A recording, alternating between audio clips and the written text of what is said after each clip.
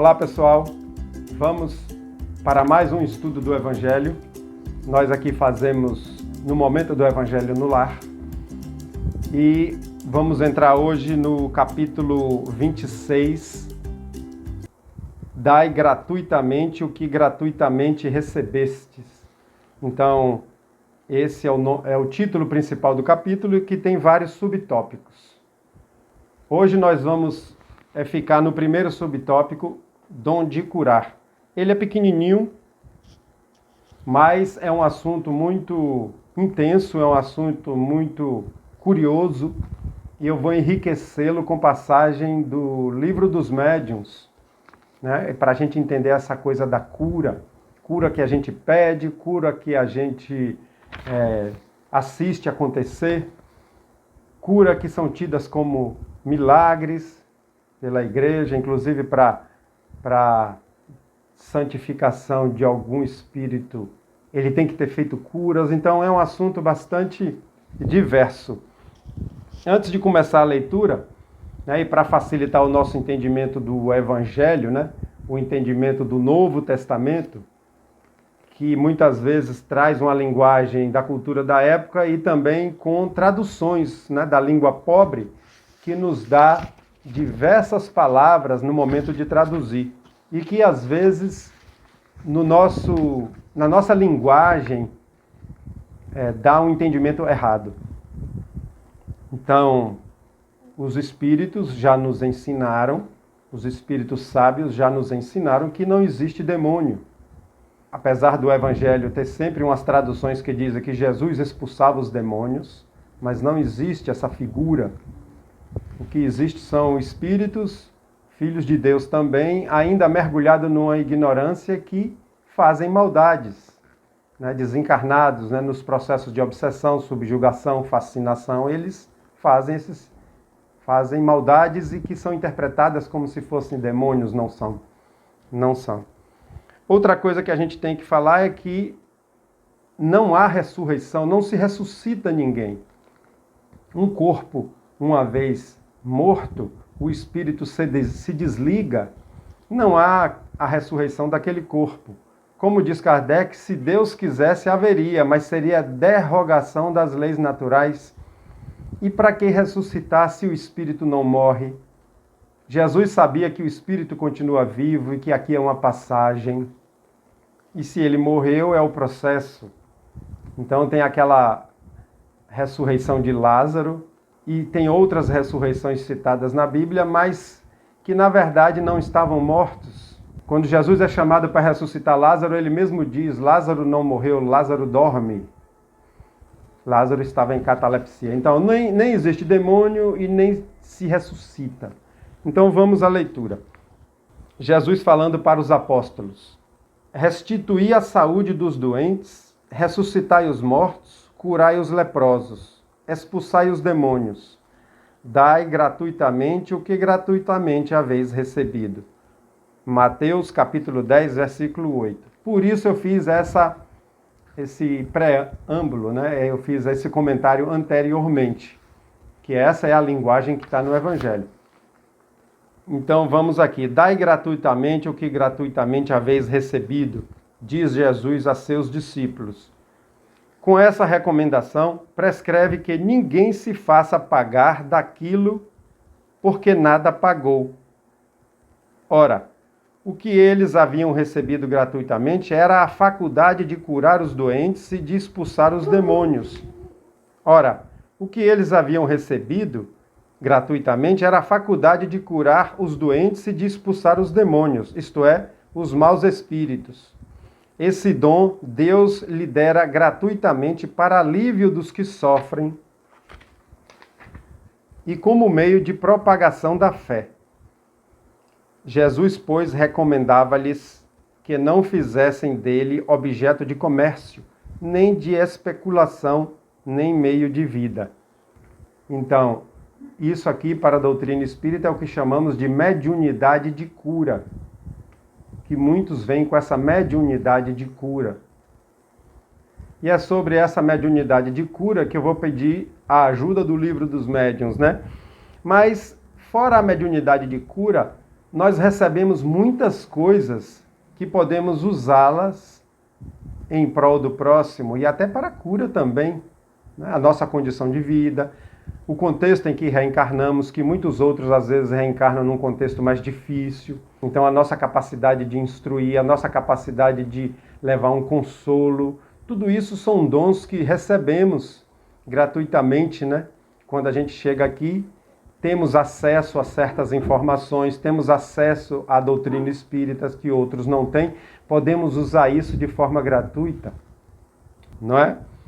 Então, a cura feita pelo magnetismo, porque somos energia, o espírito é energia, o nosso perispírito, né, que é o corpo espiritual, é o corpo que a gente vai depois da morte, esse corpo, ele também é energia um pouco mais densificada do que o espírito, e tem o nosso corpo carnal, que é também energia.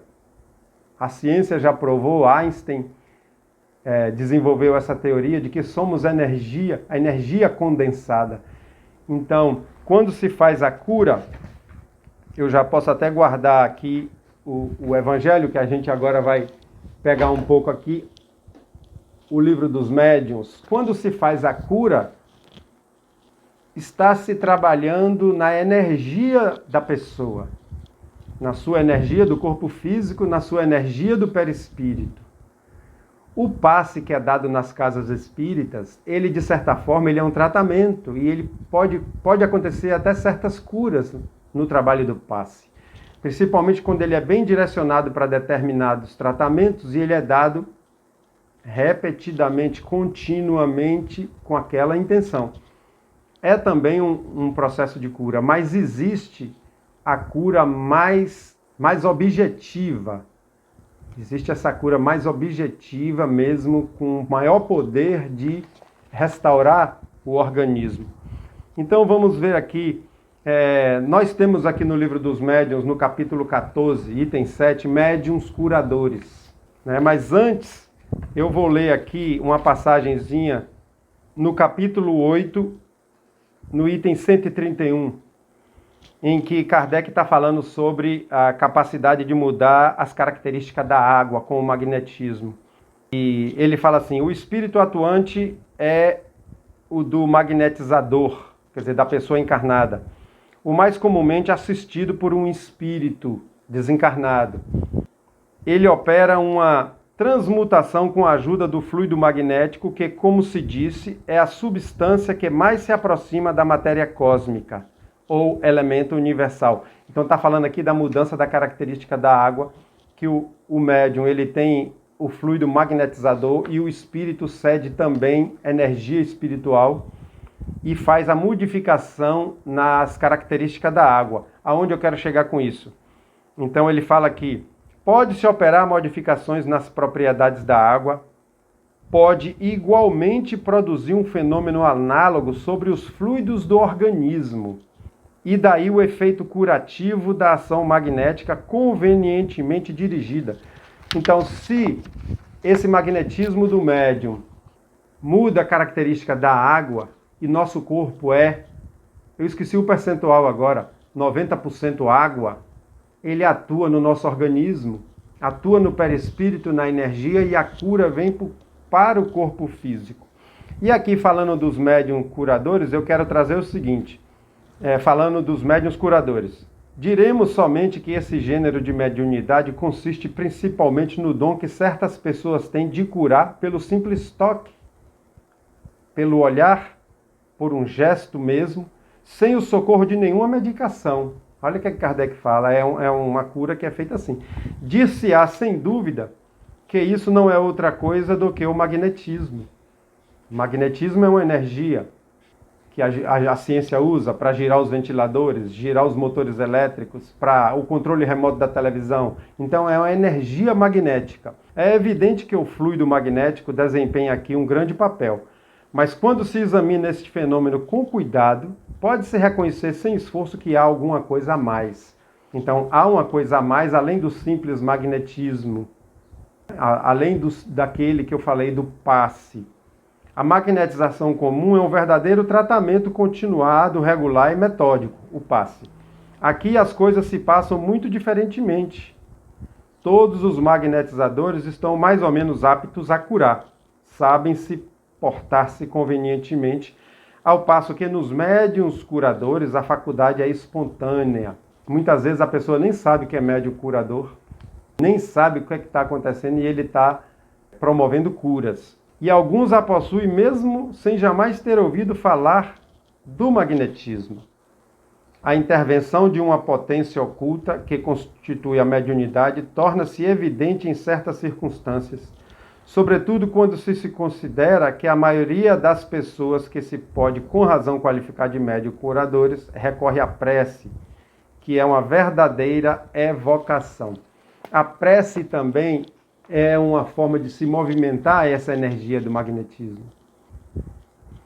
Quando se atua através da energia no perispírito da pessoa, vai se fazer modificações na organização desse perispírito que vai ter efeito no corpo físico e acontece a cura. Há muitos centros espíritas que têm tratamentos e que fazem curas. Meu filho foi curado de asma num tratamento no centro espírita.